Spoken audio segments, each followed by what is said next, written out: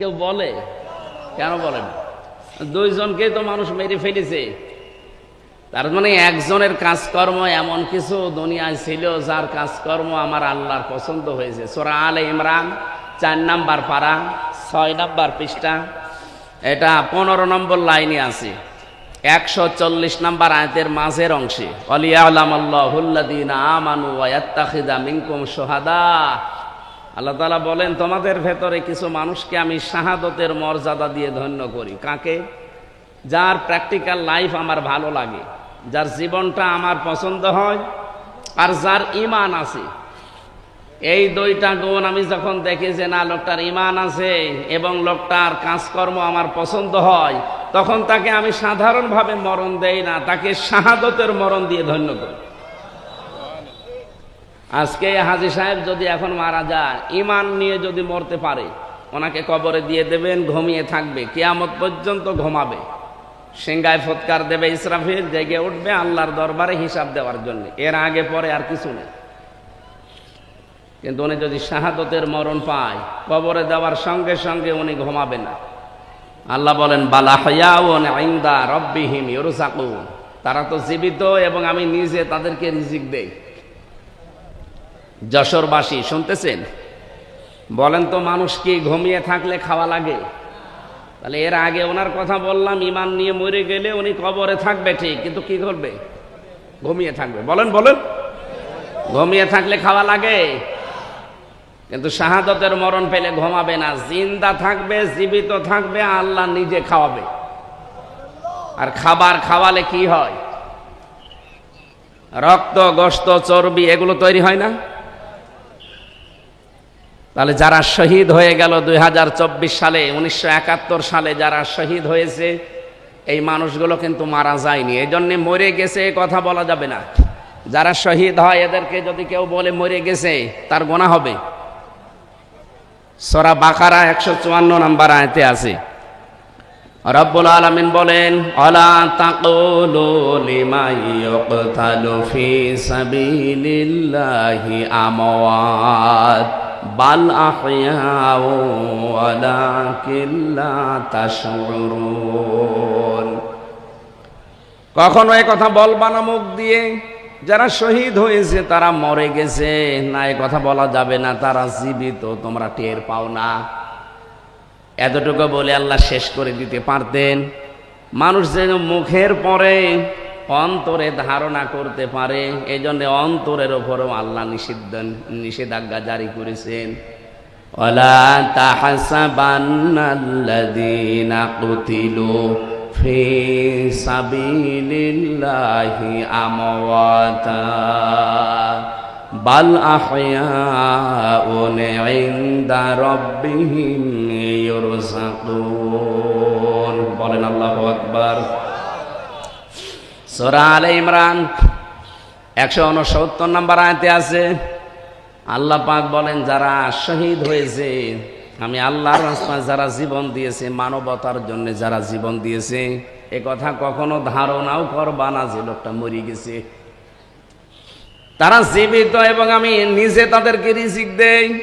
এর প্রমাণ আমি প্রায় 100টা লিখেছি কোরআন আর হাদিস, আর এই বাস্তবতা সম্পর্কে একটা বলছি। হযরতে আমির হামজা, আমার নামে নাম, বিশ্বনবীর চাচা, মুহাম্মদুর রাসূলুল্লাহর আপন চাচা, উনি কিন্তু শহীদ হয়েছিলেন, সাধারণভাবে মারা যাননি। তাকে 70 টুকরা করেছিল কাফেরেরা, এমনকি বিভিন্ন জায়গায় তার টুকরাগুলো ছড়িয়ে দিয়েছে। নবীজি তার লাশ টুকরাগুলো সাহাবায়ে কেরামকে দিয়ে বললেন, এক জায়গায় করো। 3টা টুকরা শরীরের পাওয়াও যায়নি, কাফেররা জবাই করেছে, টুকরা টুকরা করে বিভিন্ন পাহাড়ের পাদদেশে ছড়িয়ে দিয়েছে। ওরা লাশের টুকরাগুলো এক জায়গায় করে দেখলেন 3টা জায়গা মেলে না, তার মানে 3 টুকরার পাওয়া যায়নি। নিজের চাদর দিয়ে নবীজি তার লাশটা ঢেকে দিলেন। শহীদ যারা হয় তাদেরকে যেহেতু গোসল দেওয়া হয় না, কথা বুঝতেছেন? ওনাকে গোসল দেওয়া হয়নি, মাথা থেকে হাঁটু পর্যন্ত চাদর দিয়ে ঢাকা, কিন্তু পা ঢাকতে চায় না। নবীজি নিজে পাহাড়ের লতা পাতা দিয়ে তার পাটা ঢেকে দিলেন। জানাজার নামাজ শেষ করে কবরে দিলেন, নিজে দোয়া করলেন মাটি দেওয়ার পরে, রব্বুল আলামিন আমার চাচা আমির হামজার আজকের এই দিন পর্যন্ত আমি তার উপরে খুশি আছি। হে আমার মালিক, হে আমার আল্লাহ, তুমি আমার চাচা হামজার উপরে খুশি হয়ে যাও। নবী যে পৃথিবীতে মাত্র 2 জনের জন্য এই কথা বলেছিলেন। এদিকে তাকান, হযরতে আব্দুল্লাহ যুল বাদাদাইন রাদিয়াল্লাহু তাআলা আনহু, তিনি ঈমান আনতে গিয়ে পরনের কাপড় পর্যন্ত আনতে পারেন নাই। এই লোকটা যেদিন শহীদ, তার মানে উনি জ্বরে মারা গিয়েছিলেন, কিন্তু শাহাদতের মরণ পেয়েছেন। নবীজি তার হাতে একটা বাকল বেঁধে দিয়ে বলেছিলেন, আমি আব্দুল্লাহর রক্ত কাফেরদের জন্য হারাম করে দিলাম। সাহাবী ডুকরে কেঁদে উঠে বলে, হে রাসূল, আমি চাইলাম আমার জীবনটা দিয়ে শহীদ হতে, কারণ শাহাদতের মর্যাদা আমি জানি, আর আপনি কাফেরদের জন্য আমার রক্তটাই হারাম করে দিলেন। বিশ্ব নবী বলেন, আব্দুল্লাহ, তোমার যে অ্যাক্টিভিটিস আজকের এই ময়দানে আমি দেখেছি, এখন যদি তুমি জ্বরে পড়েও মারা যাও, কিয়ামতের দিন আল্লাহ তোমাকে শাহাদতের মর্যাদা দান করবে। এই লোকটা যেদিন ইন্তেকাল হয়, শাহাদত বরণ করে, নবীজি নিজে তার কবর খুঁড়ে লাশটা কবরের ভেতরে শুয়ে নিজে দোয়া করেছিলেন, রব্বুল আলামিন আজকের এই দিন পর্যন্ত আমি আব্দুল্লাহর উপরে খুশি আছি, মেহেরবানি করে তুমিও খুশি হয়ে যাও। এই আব্দুল্লাহর জন্য একবার নবী নিজে দোয়া করেছিলেন, আর এই যে আরেকজন তার চাচা হামজা রাদিয়াল্লাহু তাআলা আনহু বললেন, হে আল্লাহ, আমি এ পর্যন্ত খুশি আছি কারণ আমার বাবা আমার জন্মের আগে দুনিয়া থেকে বিদায় নিয়েছে। এই পৃথিবীর ময়দানে আমার বাবার আদর আমি পাইনি। সবচাইতে বেশি মহব্বত, ভালোবাসা, আদর আমাকে দিয়েছে যিনি, তিনি আমার এই চাচা। আমি তার কাছে ঋণী হয়ে আছি। হে আল্লাহ, তোমাকে আমি এই মুহূর্তে আহ্বান জানাচ্ছি, মেহেরবানি করে তুমিও খুশি হয়ে যাও। 30 বছর পর, কিসের গল্প করেন, পরে পরে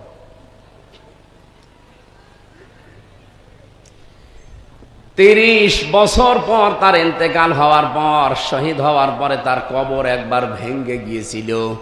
কয় বছর? 30 বছর।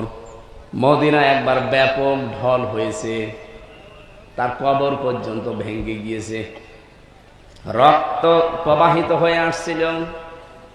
হযরতে হামজার সাথে উহুদের ময়দানে ওই সময় যারা যুদ্ধ করেছিল তাদের বয়স হয়তো 20-22 বছর ওই সময়। এখন তারা মুরব্বী হয়ে গেছে, এখন তাদের বয়স 55 বছর, 60 বছর বয়স। রক্ত অনুসন্ধান করতে গিয়ে দেখে 30 বছর আগে মুহাম্মদ রাসূলুল্লাহর চাচা হযরতে হামজাকে কাফেররা যে জায়গায় কোপ দিয়েছিল, ওই সমস্ত জায়গা দিয়ে এখনো ফিনকি দিয়ে রক্ত বের হয়ে আসতেছে। আমার প্রশ্ন হচ্ছে, উনি যদি খাবার না খাবে, 30 বছর ওনার শরীরে রক্ত তৈরি হলো কি করে? কি কথা বলে না? এজন্য শাহাদতের মরণ যারা পেয়েছে, এই মানুষগুলো সত্যি বলছি, আপনি আন্দাজে তাদেরকে মরে গেছে কথা বলতে পারবেন না। মুখ দিয়ে বলাও নিষেধ, অন্তরে ধারণা করাও নিষেধ। এই জন্য দেশ মাতৃকার জন্যে আজকের যেহেতু সভাপতি একজন মুক্তিযোদ্ধা, উনি মানে 1971 সালের হবে নাকি 24 সালে, 24 সালেও যারা, তারাও মুক্তিযোদ্ধা। এখনো প্রায় 34,000 মানুষ হাসপাতালের বেডে কাতরাচ্ছে, তারা আহত। 2732 জন মানুষ তারা জীবন দিয়ে গেল। তাদের কি জীবনের দাম নেই? আপনি কি মনে করেন আবু সাঈদের জীবনের কোনো মূল্য তার কাছে ছিল না? তার দেওয়ালে পিঠ থেকে গিয়েছিল, এই জন্য সে বুক পেতে দিয়ে বলেছিল, বুকের ভেতর বইছে ঝড়, বুক পেতেছি বলি কর। মানে সহ্যের বাইরে চলে গেলে সে আর কি করবে? আমরা এইটাই চাই যে সহ্যের বাইরে যেন আর পৃথিবী চলে না যায়। আমরা বসবাসযোগ্য পৃথিবী তৈরি করতে চাই। এই কথা বলে না কেন? কয়েকদিন আগে ভারত থেকে এক সাংবাদিক, উনি বিবিসির দালালি করার জন্য এসেছিল ডক্টর মোহাম্মদ ইউনূসের কাছে। জবাব দিয়েছে উচিত ভাবে যে আপনি হাসিনার দালালি করেন, মানে সে মহিলা যা করেছে, কিয়ামত পর্যন্ত যদি ওরে আল্লাহ হায়াত দেয়, কিয়ামত পর্যন্ত যদি তারে ফাঁসি দেওয়া যায়, তাও তার গুনাহ মাফ হবে না।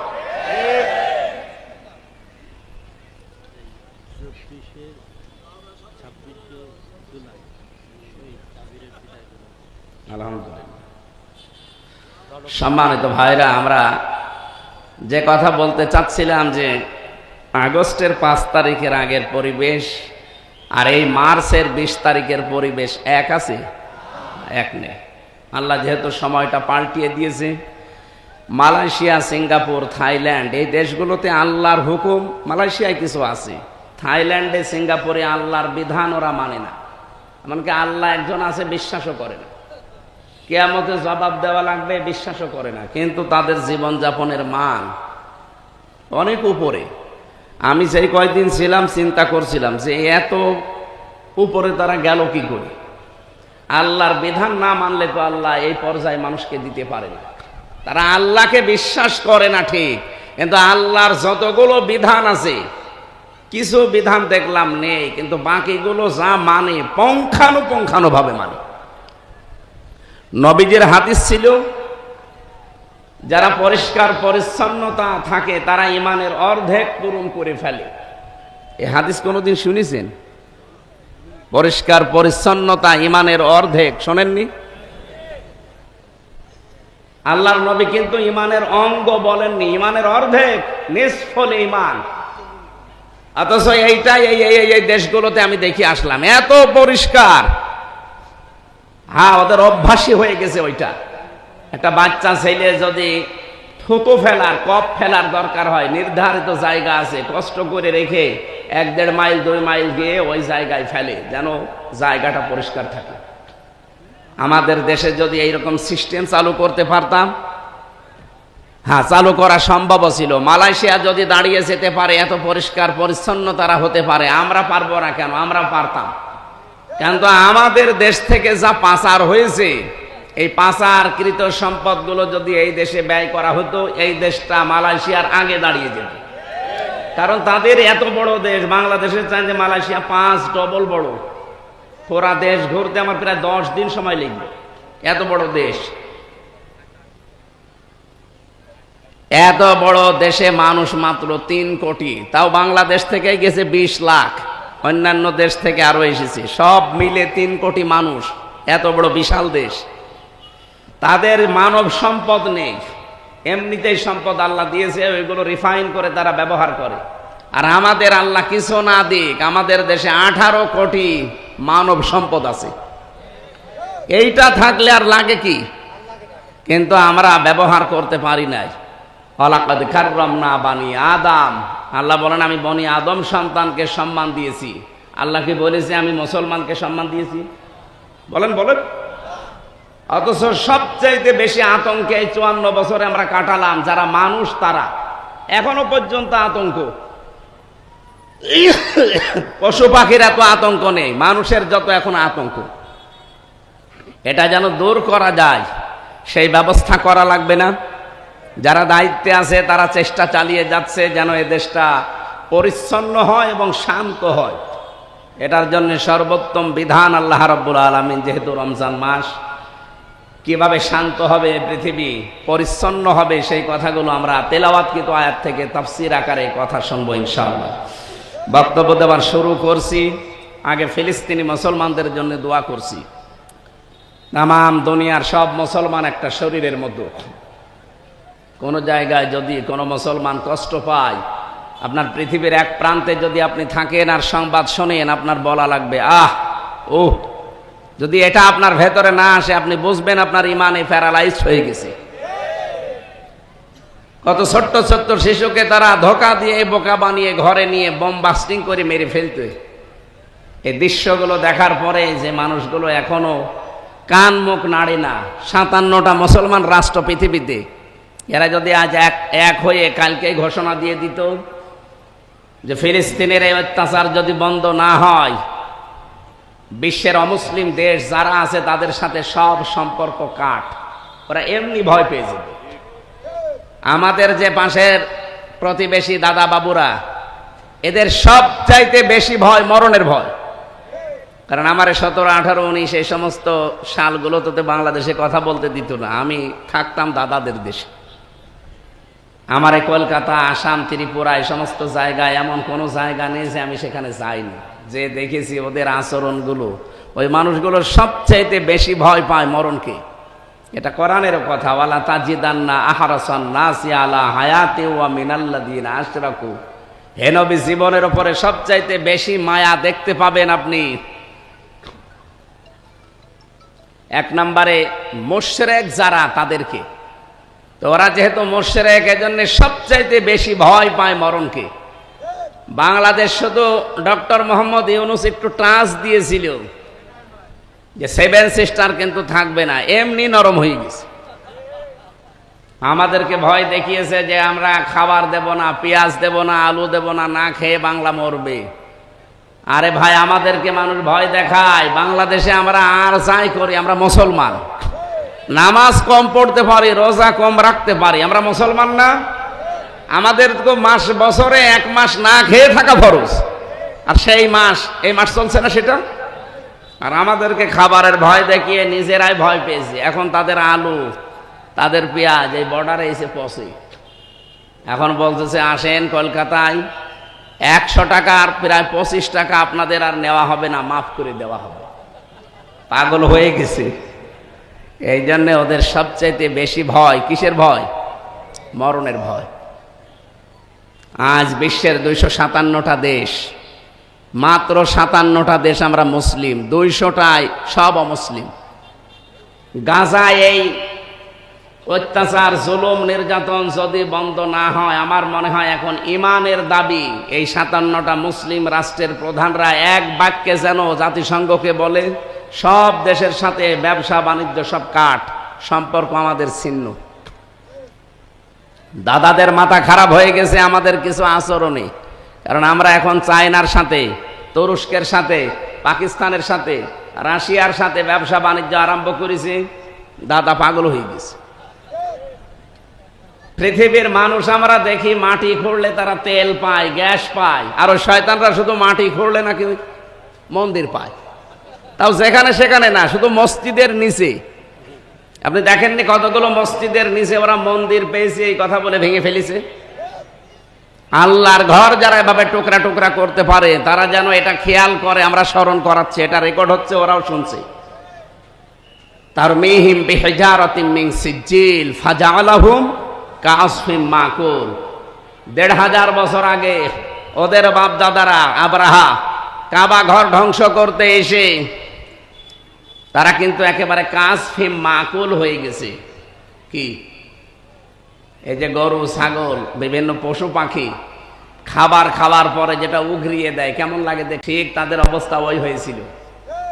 আপনাদের অবস্থা আল্লাহ কিন্তু এই করবে। অলরেডি 7 সিস্টার যদি ভেঙে যায়, আর ভেঙে যাওয়ার উপক্রম হয়ে গেছে, এই জন্য আল্লাহর ঘরের সাথে বেয়াদবি করা বন্ধ করেন, অন্তত জুলুম বন্ধ করেন।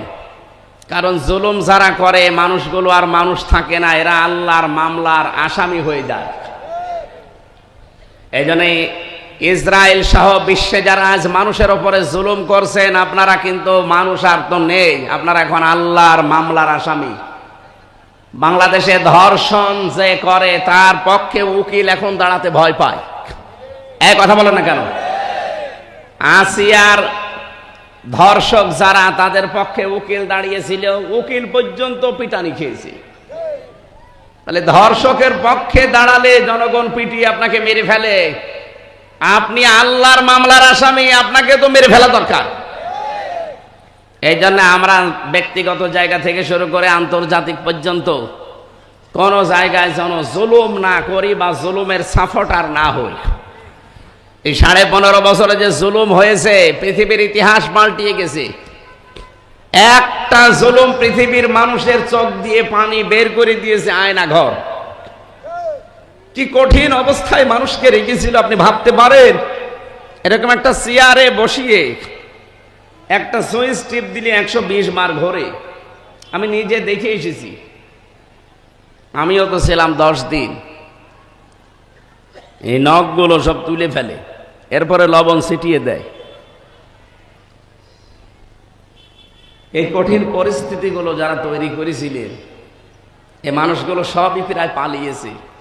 এখনো অনেক জালেম দেখি তাদের পক্ষে সাফাই গায়। আপনি মানুষ, আপনার বাবার সাথে যদি আয়না ঘরে 8 বছর 10 বছর এই আচরণ করতো, আপনি মেনে নিতে পারতেন?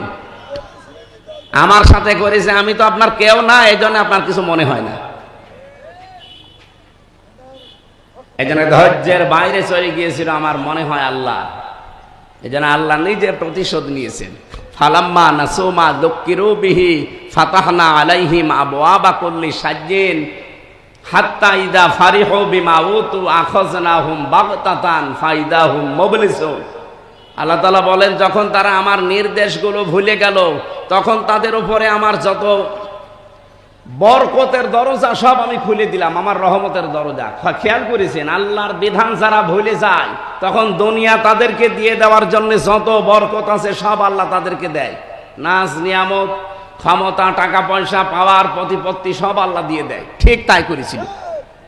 15.5 বছরে আল্লাহর কোন বিধানটা তারা বাকি রেখেছিল বলেন? প্রশ্ন করতে পারেন যে মসজিদ বানিয়েছে, কিসের মসজিদ বানিয়েছে? নিজের টাকা খরচ করে মসজিদ বানিয়েছে, সব সৌদি আরবের টাকা। কিছু জালেম নামে আলেম ছিল, আলেম নামে জালেম, এগুলো 5 আটা গোলামি করত, আর ওকে নাম দিত হজরত। ওকে যদি কেউ নাম দেয় যে হজরত শেখ হাসিনা, তাহলে আবু জেহেলকেও বলা লাগবে হজরত আবু জেহেল। কি কথা বলছেন এখানে? আপনি হাসিনাকে যদি হজরত বলতে পারেন, তো কি হয়েছে? আবু জেহেলের কি হয়েছে? এগুলো দালালি করা, চামচামি করা ছাড়া কিচ্ছু না। এত বড় জালেমকে যারা হজরত বলতে পারে, কওমি জননী বলতে পারে, ওরা কি মানুষ? মানুষের বাইরে চলে গিয়েছিল এই মানুষগুলো। আল্লাহ তাআলা বলেন, হঠাৎ করে যখন তারা আনন্দকৃত, আমার দানকৃত বস্তু পেয়ে আনন্দে আছে, তখন আমি নিজে তাদেরকে ধরলাম। আখাযনাহুম, এর ফাইল কর্তা আল্লাহ নিজে। বাগতাতান, আকস্মিক ভাবে, যে দুপুরের খাবার খাবে সে সময়ও পাইনি। 45 মিনিট চেয়েছিল, তাও পাইনি। 5 মিনিট বলেছে আমি একটা বক্তব্য লিখবো, তাও দেয়নি। এর নাম বাগতাতান। এর নাম কি? আল্লাহ বলেন, আমি নিজে আকস্মিক ভাবে তাদেরকে ধরলাম। ফাইদাহুম মুবলিসুন, ওই মানুষগুলো হতাশ হয়ে গেছে। ওদের যে হতাশা, এখনো পর্যন্ত যারা বাইরে পালিয়ে আছে, তাদের চেহারার ভেতরে আমি দেখে আসলাম। সিঙ্গাপুরে যেই হোটেলে উঠেছিলাম, মালয়েশিয়া, থাইল্যান্ডে যেই হোটেলে উঠি, দেখি নিচে 2 জন বসে চা খাচ্ছে। কে গো এখানে? তো হুজুর আমরা আগেই পালিয়েছি। আগেই পালিয়েছেন কেন? এই দেশে যে আপনার সাহেব পাড়া আছে, ওখানে থাকবেন না? ওখানে থেকে মায়ের খাবো। বাংলাদেশের জনগণ এখানেও আছে, যদি শোনে যে সাহেব পাড়ায় অমক এসে আছে, পিটিয়ে আগুন ধরিয়ে দেবে মেরে। কি করলেন? টাকা পয়সাগুলো পাচার করে নিজেও এখন থাকতে পারেন না, হোটেলে থেকে মরেন। আর চেহারার ভেতরে কি হতাশা! আল্লাহ যে বললেন ফাইদাহুম মুবলিসুন, 100 ভাগে আয়াতটা তাদের উপরে কার্যকর। ফাকুতিয়া দাবিরুল কওমিল্লাযিনা যালামু, আল্লাহ বলেন জালেমদের শিকড় কাটা হয়ে গেছে। কেটেছে কে? না না, আপনি আলেন। এই যেখানে হুজুর বসে আছে না, কতিয়া, এটা মজুল, এর ফাইল জানা আছে? কতিয়া মজুল, এর ফাইল কর্তা জানা নেই। এই জন্য জালেমদের উপরে যে ঝড় বয়ে গেল আগস্টের 5 তারিখের পর থেকে, কে করেছে? আরে বললাম না, কর্তাকে, ফাইলকে জানা নেই। কে করেছে কেউ জানে না। আপনি আমার কুষ্টিয়ার মাহবুবুল আলম হানিফের বাড়ি যেয়ে দেখেন, পায়খানার প্যান পর্যন্ত খুলে নিয়ে গেছে। তো খুলিয়েছে কে? কেউ জানে না। হ্যাঁ, আপনি ধানমন্ডি 32 নম্বরে যেয়ে দেখেন, কে করলো কেউ জানে না। ওখানে আযাবুল বুলডোজার নাজিল হয়েছিল। ওর নাম কি? আযাবুল বুলডোজার। আল্লাহ এখানে যে ফাকুতিয়া দাবিরুল কওমিল্লাযিনা যালামু দিলেন, জালেমদের শিকড় কাটা হয়ে গেছে। আমার মনে হচ্ছে যে এই দৃশ্যটা আল্লাহ 1500 বছর আগে, উনি তো সবই জানে। এ বাংলাদেশ সম্পর্কে এটা জেনে আগেই নাজিল করেছি। এটা সূরা নমলে পাবেন, 19 নম্বর পারা, 20 নম্বর পৃষ্ঠা, 7 নম্বর লাইনের 52 নম্বর আয়াতে আছে। আল্লাহ রাব্বুল আলামিন বলেন ফাতিলকা বুয়ুতুহুম খাবিয়াতাম বিমা যালামু ইলা আখিরি আয়া। এখানে আরবি গ্রামার যারা বোঝে, ইংরেজি গ্রামার যারা বোঝে তাদেরকে বলছি, একটু খেয়াল করে দেখেছেন আল্লাহর ভাষা হচ্ছে ফাতিলকা বুয়ুতুহুম খাবিয়াতাম বিমা যালামু। আল্লাহ বলেন এই সেই ঘরগুলো, এই এদিকে তাকান, কে বলছেন বলেন তো? আল্লাহ পাক বলেন এই সেই ঘরগুলো, বাইতুন না, বুয়ুত বহু বচন, হোম মানে তাদের, এই যে তাদের এই ঘর খাবিয়াতান জনশূন্য হয়ে পড়ে আছে, আজ ওজাড় হয়ে পড়ে আছে, বিমা যালামু এদের জুলুমের কারণে। আল্লাহ পাক বলেন এই যে জায়গাগুলোতে জুলুম হয়েছিল এর জন্য পুরা জায়গাটাও অভিশপ্ত হয়ে গেছে। এতটুকু আল্লাহ যদি শেষ করে দিতেন আমি আয়াতটাই বলতাম না। এরপরে আমাদের জন্য জালেমদের এত বড় শিকড় যদি আল্লাহ কেটে ফেলতে পারে, আপনি চিন্তা করতে পারেন এই বাঁকড়া ইউনিয়ন থেকে শুরু করে একেবারে সংসদ পর্যন্ত প্রত্যেক জায়গায় জালেমদের শিকড় একেবারে গভীরে ছিল। ইউনিয়নের দারোয়ান থেকে একেবারে সংসদের দারোয়ান পর্যন্ত সব জায়গায় জালেমদের লোক 100 ভাগ ঠিক করা ছিল। আল্লাহ পাক বলেন এত বড় শিকড় যখন কাটা হয়ে গেছে, ইন্না ফি যালিকা লাআয়াতান লিকওমি ইয়ালামুন। এখানে লামে তাকিদ আছে, অবশ্যই এর ভেতরে শিক্ষা আছে যারা জ্ঞানী তাদের জন্য। তাহলে আমাদের শিক্ষা কি? 15.5 বছরের এত বড় শিকড় যদি আল্লাহ কেটে ফেলতে পারে, যশোরবাসী এখনো যদি কেউ জুলুম করে, আগামীতে যারা আসবে তারাও যদি জালেম হয়, 5 বছর পরে তাদের বাড়ি ঘর শ্মশান হয়ে যাবে। এই জন্য সাবধান, সাধু সাবধান। কি কথা বলেন না কেন? নাকি ওনার শক্তি এখন আর নেই? বলেন আছে কিনা? যেন আমরা যেন সাবধান হই। জালেমরা মামলার আসামি, হামজার কার? আল্লাহর মামলার আসামি। আপনি টের পাচ্ছেন? আমরা রমজানুল মোবারকে আছি, আপনারা রমজান সম্পর্কে কথা শুনছিলেন। আমরা সেরকমই একটা আয়াত সূরা বাকারার 185 নম্বর আয়াতের প্রথম অংশ পড়েছি। আমার মাথার ভেতরে এই আয়াত সম্পর্কে যত কথা আছে, আমি যদি কিয়ামত পর্যন্ত হায়াত পাই আর কিয়ামত পর্যন্ত বলতেই থাকি, কিয়ামত এসে যাবে, তাও এই আয়াত শেষ হবে না, এত কথা আছে। আমরা সামারাইজ করে করে খুব অল্প সময়ে ডেলিভারি দেবো ইনশাআল্লাহ। আল্লাহ পাক বলেন শাহরুর রমাদান। এদিকে খেয়াল করবেন, আমি গতানুগতিক কথা বলতে চাই না, যা বলি চিন্তা ভাবনা করে গবেষণামূলক কথা বলি। পুরা কোরআনে আল্লাহ 12টা মাসের নাম কোন জায়গায় আপনারা পেয়েছেন কিনা আমি জানি না, পেয়েছেন আলেম পেয়েছেন? এই একটা মাসের নাম আছে কোরআনে, কি নাম? রমজান। বলেন বলেন। পুরা কোরআনে আপনি পাবেন 12টা মাসের নাম একবারে আছে।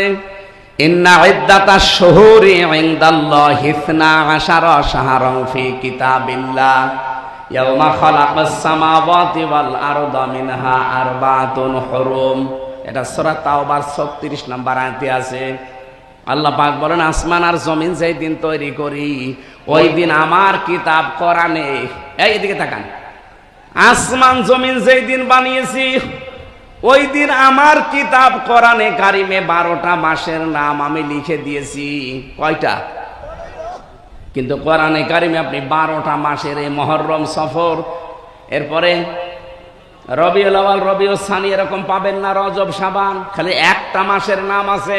আল্লাহ বলেন 12টা মাসের নাম আমি আমার কিতাবে লিপিবদ্ধ করে রেখেছি, অথচ আমরা শুধু একটা মাসের নাম কোরআনে কারিমে পেলাম, তার নাম রমাদান। রমজান শব্দের শাব্দিক অর্থ হচ্ছে জ্বালিয়ে দেওয়া, পুড়িয়ে দেওয়া, শেষ করে ফেলা।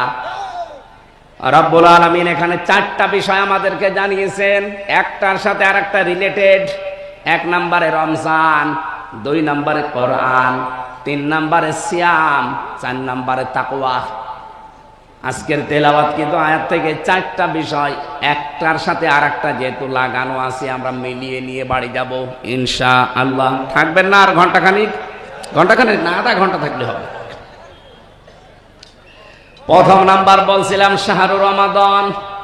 আল্লাহ পাক বলেন এই সেই মাস যার নাম, আরো জোরে বলেন, কেউ যদি রমজান এই শব্দটা উচ্চারণ করে সওয়াব পাওয়ার নিয়তে, নবীজি বলেন কমপক্ষে তার আমল নামায় 50টা নেকি হবে।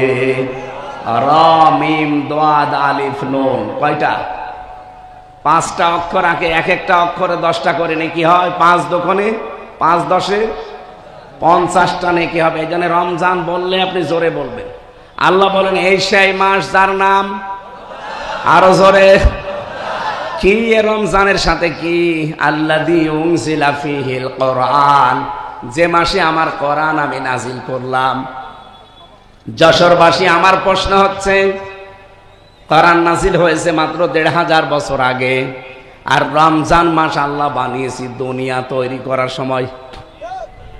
তাহলে একে 1500 বছর আগে এই মাসের বয়স। এর বয়স কত কোটি কোটি বছর বলেন তো? পৃথিবী যেদিন তৈরি হয় ওই দিন আল্লাহ আসমান জমিন বানানোর সময় তার কিতাবে 12টা মাসের নাম লিখেছিলেন, তার ভেতর রমজান আছে না? তাহলে মানে রমজান কোরআন শরীফ নাজিল হওয়ার অনেক আগেও ছিল, কিন্তু রমজানের এই মর্যাদা মূল্য ছিল না। যার কারণে রমজানের মর্যাদা মূল্য আল্লাহ বাড়িয়ে দিয়েছেন, তার নাম হচ্ছে কোরআন। বিবাহের ক্ষেত্রে আমরা যখন দেখি 5000 বরযাত্রী গেছে, কিন্তু বর যায়নি। মেয়ের বাবা যা খাওয়া দাওয়া দিয়েছিল সব এবার তুলে নেবে, যদিও বরযাত্রী যাওয়া জায়েজ নেই। এই এলাকায় কি বরযাত্রীর সিস্টেম আছে? না, এই সিস্টেম যেহেতু মুসলমানদের ধর্মে নেই, এটা হিন্দুদের ধর্মে আছে, তারা পালন করুক। আমরা এটা আজকে থেকে তওবা করা লাগবে। বরযাত্রী দাওয়াত দিলেও যাবেন না। হ্যাঁ, অলিমা আছে ইসলামে, অলিমা করে। অলিমা কি ছেলের বাড়িতে হয় না মেয়ের বাড়িতে? আপনি কোথায় যান? সুতরাং মেয়েদের মর্যাদা কত মেয়েরা টের পাচ্ছেন?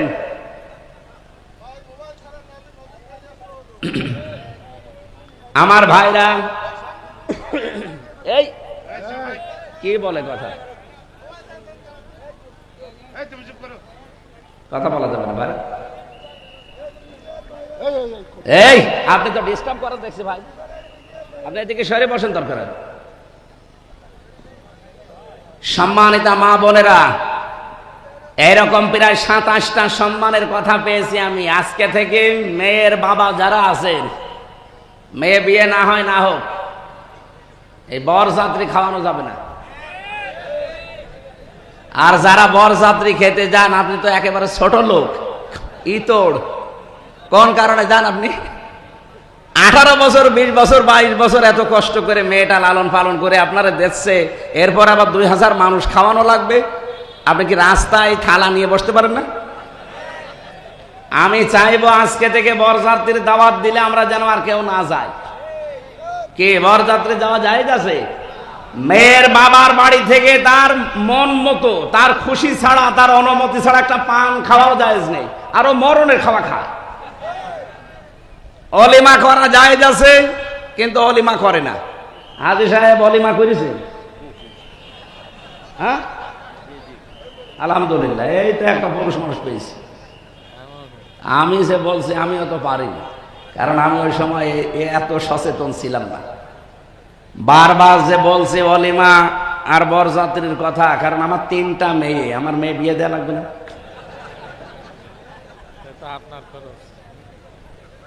সম্মানিত মা বোনেরা, অনেক সম্মান দিয়েছে ইসলাম আপনাদেরকে, আপনারা জানেন না। এই জন্য নারীবাদী যারা আছে, এদের কথা মতো নিজের জীবন যৌবন বিলিয়ে দিন।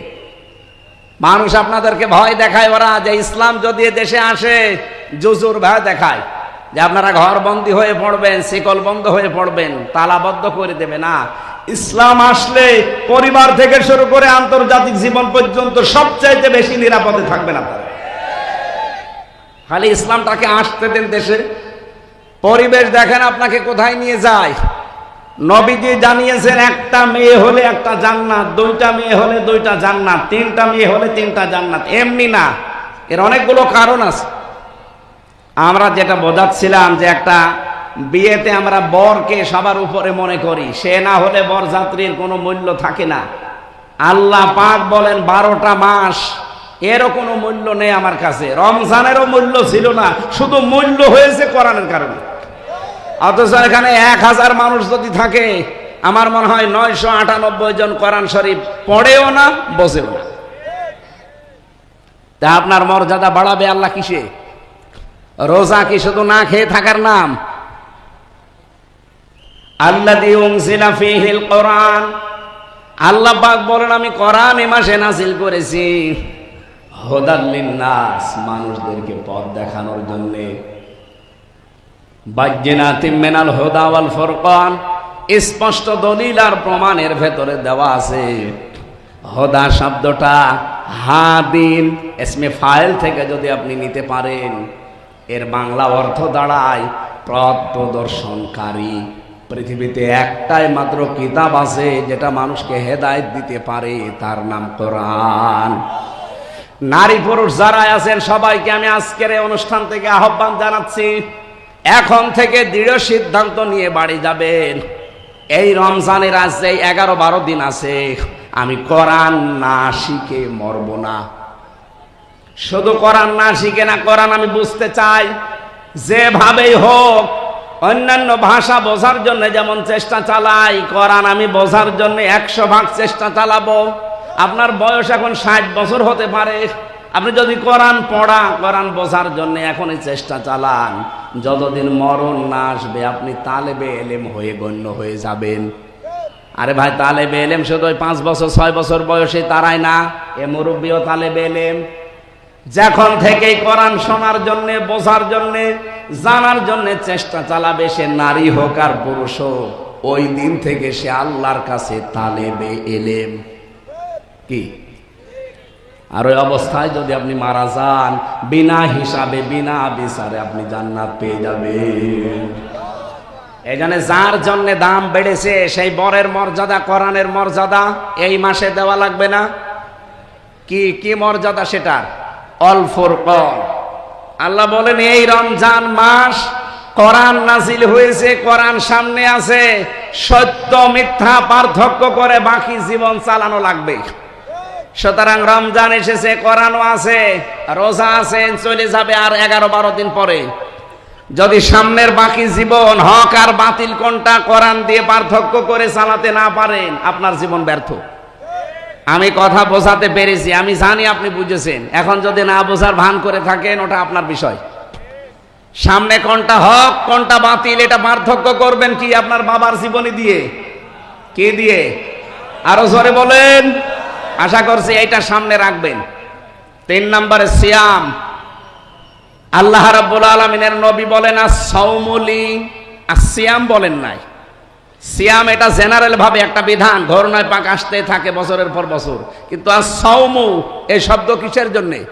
আমরা যারা এখানে শিক্ষিত মানুষ তাদেরকে বলছি আস-সিয়াম আস-সাওম দুইটা শব্দ আকাশ পাতাল।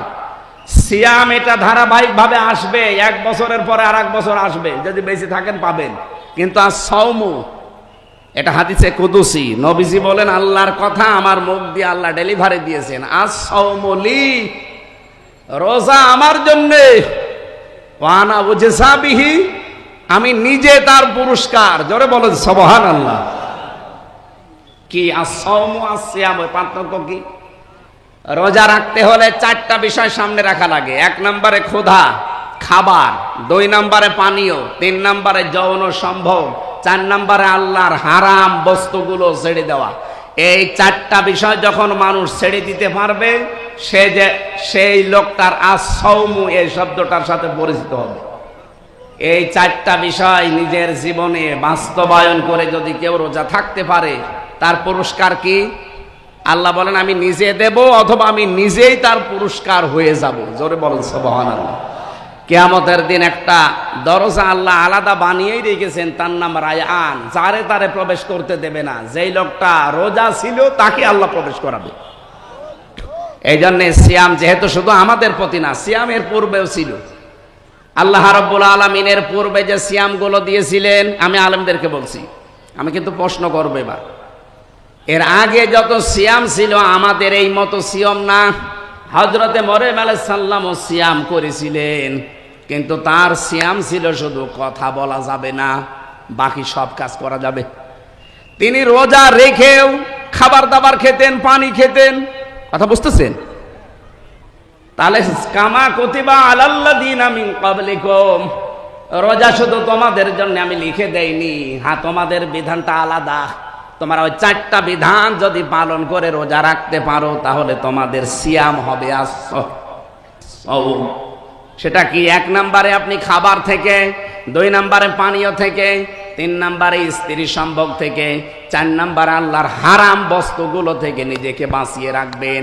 এই 4টা মেনে নেওয়ার নাম আস-সাওম। 4টা মেনে নেওয়ার নাম কি? এটা শুধু আমাদের প্রতি উম্মতি মুহাম্মদী, কিন্তু কামা কুতিবা আলাল্লাযীনা মিন ক্বাবলিকুম, তোমাদের পূর্বে যত নারী পুরুষ বিদায় নিয়েছে অন্য নবীর উম্মত যারা, তাদের প্রতি কিন্তু এইরকম সিয়াম ছিল না। তাদের সিয়ামের সিস্টেম ছিল আলাদা, তাদের সিয়ামের ধরন ছিল আলাদা। এই যে মরিয়ম আলাইহিস সালামের কথা বললাম, উনিও রোজা রেখেছিলেন, কিন্তু আমাদের রোজায় খাওয়া যায় না, আর ওনার রোজায় খাওয়া যেত। আমাদের রোজায় কথা বলা যায়, কিন্তু ওনার রোজায় কথা বলা যেত না। আমি এরকম প্রায় 70টা নিয়ম পেয়েছি পুরা কোরআনে।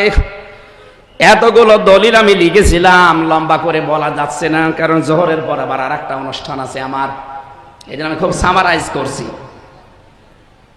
সিয়ামের সিস্টেমগুলো আল্লাহ দিয়েছেন এক এক নবীর উম্মতের প্রতি এক এক রকম করে, আর প্রত্যেকের উদ্দেশ্য ছিল একটা। আমি আবার বলছি, সিয়াম আমাদের প্রতি, রোজা আমাদের প্রতি যেই নিয়মে, অন্য নবীর উম্মতের প্রতি এরকম ছিল? বলেন বলেন। ওনাদের সিস্টেম আলাদা ছিল। ইহুদিরা রোজা রাখে কিন্তু তাহারা সেহরি করে না, খ্রিস্টানরা রোজা রাখে তারা ইফতারি করে না, হিন্দুরা রোজা রাখে উপোস থাকে বাবা মা মরে গেলে, ওটা ওরা রোজা মনে করে। পৃথিবীর কোন জাতির সাথে আমাদের রোজার মিল আছে? পৃথিবীতে জাতি আছে কয়টা? 4,500। 4,500 ধর্মের লোক বাস করে এই পৃথিবীতে, তার প্রত্যেকটি আলাদা আলাদা রোজা রাখে, তারা তাদের রোজার নিয়ম আলাদা। কিন্তু আমরা শুধু মুসলিম 210 কোটি আমরা দুনিয়ায়, আমাদের রোজাটা পুরা আলাদা। আমরা ওই 4টা শর্ত যদি মেনে না নিতে পারে, নবীজি বলেন ও না খেয়ে আছে, ও না খেয়ে থাকা আল্লাহর কোনো দরকার নেই, ও খালি শুকিয়ে আছে এইটুকুই। তাহলে আমরা আজকে থেকে রোজার আর সিয়াম আর সাওমের পার্থক্য বুঝলাম। সিয়াম ধারাবাহিকভাবে আসতে থাকে, রুটিন, এটাই রুটিন ইবাদত, প্রত্যেক বছরে আসবে। আর সাওম এটা 4টা বিষয় মেনে নিলে এটা কিয়ামতের দিন আল্লাহ হয় পুরস্কার দেবে, নাই নিজেই পুরস্কার হয়ে যাবে। 1 নম্বরে খাবার দাবার থেকে, 2 নম্বরে পানীয় জাতীয় জিনিস থেকে, 3 নম্বরে স্ত্রী সম্ভোগ থেকে, 4 নম্বরে হারাম কাজ থেকে বেঁচে থাকবেন। 2 জন মহিলা গীবত করছিল, এটা তিরমিজি শরীফের হাদিস। এদিকে তাকান। নবীজি তার এই গীবতের কথাগুলো শুনলেন, শোনার পরে বললেন, দেখো এই 2টা মহিলা এরা হালাল জিনিস খেয়ে রোজা রেখেছে, আর হারাম জিনিস খেয়ে রোজা ভাঙছে। হালাল জিনিস কি? সেহরি করেছিল, হালাল জিনিস দিয়ে রোজা রেখেছিল, আর গীবত করে হারাম জিনিস দিয়ে রোজা ভেঙে ফেলেছে। তার মানে রোজা রাখা অবস্থায় গীবত করলে রোজা আর থাকে? এই হাদিস অনুযায়ী থাকে। আজকে 19টা রোজা পার হয়ে গেল, এখানে একজন বুকে হাত দিয়ে বলতে পারবেন আমি সহ যে 19টা রোজায় আমি আজ পর্যন্ত কোনোদিন এই 19 দিনে কারো গীবত করিনি, গীবত শুনিনি? পারবেন বলতে? তার মানে আমাদের রোজা 19টার একটাও হয়নি। কি কথা বলেন না কেন? নবীজি ওই 2 জন মহিলাকে গীবত করতে দেখে বললেন যে ওরা হালাল জিনিস দিয়ে রোজা রেখেছিল আর হারাম জিনিস দিয়ে রোজা ভেঙে ফেলল। তার মানে ওরা কি করছিল? গীবত। বলেন বলেন। আমরা এখানে নারী পুরুষ যারাই আছে, আমাদের রোজা যে কোন জায়গায় আছে আল্লাহ ভালো জানে। এবার আসেন 4 নাম্বার, যেটা আমার কথা কি বোঝা যাচ্ছে ভাই, নাকি আমি রব্বানের কাহিনী শুরু করব? আমি চিন্তা ভাবনা করে বলছি কথা। রব্বুল আলামিন বলেন 4 নম্বরে আমি চাই তোমরা রোজার দ্বারা লাআল্লাকুম তাত্তাকুন, তোমরা যেন তাকওয়া অর্জন করো। তাকওয়া কি? বাংলাদেশ, ভারত, পাকিস্তান, আমি মালয়েশিয়াতে আন্তর্জাতিক সেমিনারে গিয়েছিলাম, ওই যে ইন্টারন্যাশনাল ইসলামিক ইউনিভার্সিটি মালয়েশিয়া। ওখানে সেমিনারে যাওয়ার পরে আমি আধুনিক কিছু ব্যাখ্যা জেনেছি। ওনারা বলছিল ওখানে প্রফেসর যারা, স্যার যারা আছে, ডক্টর মিজানুর রহমান আজহারি, যে স্যারের আন্ডারে উনি পিএইচডি করলেন, ডক্টর নূর মোহাম্মদ ওসমানী, ওনার বাড়ি বাংলাদেশে কক্সবাজারে, ওখানে উনি ওই মালয়েশিয়া বিশ্ববিদ্যালয়ে আছে প্রফেসর হিসাবে। আমিও স্যারের সাথে দেখা করে বললাম আমিও করতে চাই। বলে ভর্তি হয়ে যাও, আমি সব প্রসেস করে এসেছি, আপনারা দোয়া করবেন, দোয়া চাচ্ছি আমি যেন সহজে এটা করে আসতে পারি। এখন 3 বছর লাগবে আর 4 মাসের একটা ট্রেনিং আছে আরবিতে। মানে স্যার আছে আমার যারা দায়িত্বে আছে, বলছে যাওয়ার দরকার নেই, মাহফিল করেন এই দেশে। এই দেশে মাহফিল করলে এটা হবে? এখন 3 বছর মনে হয় চলে যাব নাকি? আপনারা বলেন তো চলে যাব কিনা? না না, আমার পড়াশোনা করা লাগবে না। না না, মালয়েশিয়া আর বাংলাদেশ তো সমান না। 3 বছর জেলে থাকাকালীন যদি চলতে পারেন কোনো অসুবিধা নেই, আর 3 বছর কষ্ট হলেও হোক, 3.5 বছর সব মিলে, 3 বছর 4 মাস, 3.5 বছর চেষ্টা চালাচ্ছি। এরপরও দেখি আমার যারা দায়িত্বে আছে পারিবারিকভাবে, মা বাবা আছে, আরও আছে, এনারা বলো। আমি তো স্যারের সাথে সব ঠিক করে এসেছি, চেষ্টা চালাবো জ্ঞানের পরিধি যেন আল্লাহ আরো বাড়িয়ে দেয়। কারণ আমরা এই সূত্রগুলো পেলে আমরা ব্যাখ্যা করতে সহজ হবে। এই যে তাত্তাকুনের ব্যাখ্যা আমার মনে হয় এখানে অনেকে জানেনও না, জীবনে শোনেনও না। তাকওয়া যে এর নাম, আমরা মনে করি এরকম বিশাল জুব্বা গায়ে থাকবে, সুন্দর এরকম টুপি মাথায় থাকবে, হাতে একটা তসবিহ থাকবে, শুধু সুবহানাল্লাহ আলহামদুলিল্লাহ, দুনিয়ার কোনো খেয়াল নেই। এ বিশাল পরহেজগার, এ বিশাল তাকওয়াবান, এ বিশাল বুজুর্গ হয়ে গেছে। না, তাকওয়া অর্জন করতে চাইলে 4টা জিনিস আপনার ভেতরে মাস্ট বি থাকা লাগবে। আমি প্রত্যেককে বলবো, হয় মোবাইলে তুলবেন, নাই লিখে নিয়ে এখনই বাড়ি যেয়ে মিলাবেন আপনি কয়টা মানেন আর কয়টা এখনো মানতে পারেন না। নারী পুরুষ সবার জন্য এটা দরকার। আর আজকের ওয়াজের সামারাইজ এইটাই। 1 নম্বরে আল খাউফু মিনাল জালিল, আল্লাহর ভয় অন্তঃকরণে সৃষ্টি করা। এটা রমজানের দ্বারাই সম্ভব। আপনি যেহেতু এই 12 ঘন্টা, 14 ঘন্টা, 15 ঘন্টা সময় না খেয়ে থাকতে পারেন, সময় সুযোগ থাকলেও আপনি খান না, এরকম জায়গা নেই। এই ভয়টা যেন বাকি 11 মাস আমার জীবনে কন্ট্রোল হয়। এই ভয়টা যদি রমজানের মতো 11 মাস আপনি নিয়ে যেতে পারেন, আপনি মনে করবেন আপনার ভেতরে আল্লাহর তাকওয়া তৈরি হচ্ছে। 2 নম্বরে, আমি কিন্তু খুব সংক্ষেপে বলছি, 2 নম্বরে আল আমালু বিত-তানজিল, কোরআন অনুযায়ী আপনার আমল তৈরি করা লাগবে। বিশেষ করে বাংলাদেশ, ভারত, পাকিস্তান, এই 3টা দেশে আমি পুরাটা ঘুরে দেখেছি। এই 3টা দেশের মুসলমানেরা কোরআনের আমল করে না, আমল করে ওর বাপ দাদাদের আমল। কোরআনে কারিমে আমার আল্লাহ 500 আমল দিয়েছেন। কয়টা বলেন বলেন? 500 আমল আছে এর ভেতরে। এই 500 আমল আপনাকে দুনিয়ায় করে দেখানো লাগবে, তাহলে আপনার ভেতরে তাকওয়া আছে, এটা পরিগণিত হবে। 3 নম্বরে আল কিনায়াতু বিল কলিল, অল্পে তুষ্ট থাকবেন আপনি। আমি যত প্রথম কথা তুলেছিলাম, বাংলাদেশ দাঁড়ায় না কেন, মালয়েশিয়া দাঁড়িয়ে গেল আজ 20-22 বছরে, সিঙ্গাপুর দাঁড়িয়ে গেল আজ 18-19 বছরে, থাইল্যান্ড দাঁড়িয়ে গেল যেখানে শুধু চামড়া আর দেহ ব্যবসা ছাড়া কিচ্ছু নেই, অথচ তারা দাঁড়িয়ে গেছে আজ। আমরা দাঁড়াতে পারি না, একটাই কারণ, আমরা অল্পে তুষ্ট না, আরো চাই, আরো চাই। 15.5 বছরে এক লোক নাকি 620টা বাড়ি বানিয়েছে। এই 6.5 মাস 7 মাস যদিও থাকতো আরো 20টা বানাইতো। ওই যে ভূমি মন্ত্রীর দায়িত্বে ছিল চট্টগ্রামের, ওনার বাড়ি হচ্ছে 620টা। একটা মানুষ বাঁচে কয় বছর? 70-80 বছর। 70-80 বছরের জন্য 620টা বাড়ি লাগে। এক বাড়িতেই তো পার হয়ে যায়, আরো আর একটা হায়াত লাগে। আর ওর বাড়িতেই হয়নি, কারণ ও অল্পে তুষ্ট না। এই যে আমরা একজন সাদা মানুষের নাম শুনি, ওনার নাম হচ্ছে দরবেশ সালমান এফ রহমান। ওর মাথার চুল থেকে শুরু করে পায়ের স্যান্ডেল পর্যন্ত পুরাটা সাদা, অথচ ভেতরে পুরাটা কালো ছিল। 36,000 কোটি টাকা মারিং কাটিং করেছে। একটা মানুষের টাকা লাগে কত বলেন তো? 36,000 কোটি। আপনারা যদি গণনা করতে দেওয়া যায় হাত ব্যথা হয়ে যাবে। মেশিন ছাড়া আপনি গুনতেও পারবেন না।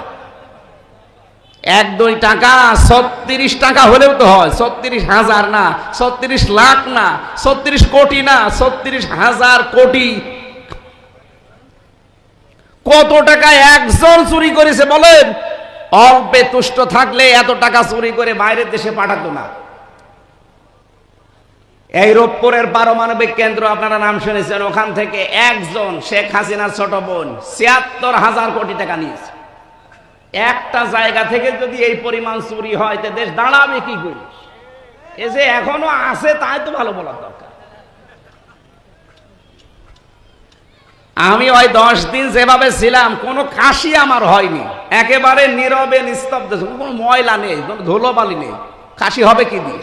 আর এই দেশে আজ 2 দিন এসে কাশতে কাশতে মরে যাচ্ছে। না, আমাদের দাঁড় করাতে হলে অল্পে তুষ্ট থাকা লাগবে। শুধুমাত্র 5 ওয়াক্ত নামাজ পড়া, কালো কালো বোরকা পরে ঘোর ঘোর করে ঘোরা না। আপনাকে অল্পে তুষ্ট থাকা লাগবে। আপনার স্বামীর বেতন 20,000, ওইটা নিয়ে আপনাকে কন্ট্রোল করা লাগবে আপনার জীবন। না, ওর স্বামীর বেতন 20,000, ওর বিউটি পার্লারে সাজতে লাগে 15,000। আপনার চাহিদা আপনি এত বাড়াবেন কেন? যতটুকু যা পেয়েছেন আপনার স্বামীর কাছ থেকে তার ওইটা নিয়ে আপনাকে তুষ্ট থাকা লাগবে। তাহলে আপনার ভেতরে তাকওয়া পয়দা হয়েছে এইটা বোঝা যাবে। 4 নম্বরে আখিরাতের পুঁজি তৈরি করার জন্য তার চিন্তা ভাবনা থাকবে। এইটাই আমাদের আসল বিষয়। আমি এখনই যদি মারা যায়, বলেন, এই এদিকে তাকান, আমার স্ত্রী আমাকে ভালোবাসে, আমি জানি, আমি বিশ্বাসও করি। বলেন তো এখন যদি মারা যায়, খুব বেশি হলেও 2-3 দিন সে কান্নাকাটি করবে। হয়তো 7-8 দিন তার খাবার দাবার এলোমেলো হয়ে যাবে। 4 মাস 10 দিন পরে দেখবেন আমার শ্বশুর আর শাশুড়ি আমার মা বাবাকে বলবে, হামজা তো মরেই গেছে, মেয়ে আর রেখে করব কি, দিয়ে দেন, আমি অন্য জায়গায় বিয়ে দেব। কি বলবে না? 100 ভাগ বলবে। বলবে এই কারণে, কারণ ম্যাডামের বয়স এখন কম, চিন্তা করবে আর কতদিন রাখা যায়। ঠিক 4 মাস 10 দিন পরে যদি সত্যি ম্যাডামের বিয়ে হয়ে যায় অন্য জায়গায়, মাত্র 7 দিন পরে ম্যাডাম ওর বাবার কাছে কল দিয়ে বলবে, আব্বা হামজা তো আর কি ছিল, এ জামাই 100 ভাগ ভালো, আমার সব ভুলে যাবে। কয়দিনে? বলেন বলেন। এটার নাম দুনিয়া। এই জন্য আখিরাতের পুঁজি আমাদের প্রত্যেকের দরকার। ইয়া আইয়ুহাল্লাযীনা আমানুত্তাকুল্লাহা ওয়াল তানজুর নাফসুম মা কদ্দামাত লিগাদ। ঈমানদারেরা আল্লাহকে ভয় করো, আর প্রতিটি মানুষের উচিত আগামী দিনের জন্য তার প্রস্তুতি কতটুকু আছে এটা যেন সে খেয়াল করে নেয়। কারণ চোখ বন্ধ হয়ে গেলে আপনার ছেলে আপনার না, আপনার বউ আপনার না, আপনার মা বাবাও আপনার না। হ্যাঁ, আমি আমার মা বাবার সাথে ভালো ব্যবহার করব আমার আখিরাতের জন্য, আমার স্ত্রীর সাথে আমি ভালো ব্যবহার করব আমার আখিরাতের জন্য, আমার স্বামীর সাথে আমি ভালো ব্যবহার করব, তার হক আদায় করব, এটা আমার আখিরাতের জন্য। কি কথা ঠিক আছে? যে যে জায়গায় আছি আমি সহ প্রত্যেকে যেন এইভাবে তাকওয়া অর্জন করতে পারি। বলেন আমিন। 4টা বিষয় আমি টাচ দিয়েছি, রমজান, কোরআন, সিয়াম আর তাকওয়া। আল্লাহ রাব্বুল আলামিন এই 4টা বিষয়, ফামাং শাহিদা মিনকুমুশ শাহরা ফালিয়াসুমহু, এটা তৈরি করার জন্য রমজান লাগে। এই জন্য ফামাং শাহিদা মিনকুমুশ শাহরা ফালিয়াসুম, তোমাদের ভেতরে কেউ যদি রোজার মাস পেয়ে যায়, আল্লাহ বলেন মাস্ট বি সে যেন রোজা রাখে। এটার দ্বারা প্রায় 70টা উপকারের কথা আমি পেয়েছি। আমি দুনিয়ার একটা উপকার বলছি, যাদের টিউমার হয়, এই যে শরীরে ভেসে ওঠে টিউমার, এমনকি চামড়ার নিচে থাকে। টিউমার কয় প্রকার হয়? 2 প্রকার, একটা ভেতরে থাকে আর একটা ভেসে ওঠে। আমার এই যে ভেসে উঠেছে একটা। 2 নম্বরে ক্যান্সার, রক্তের ভেতরে মানুষের ক্যান্সার।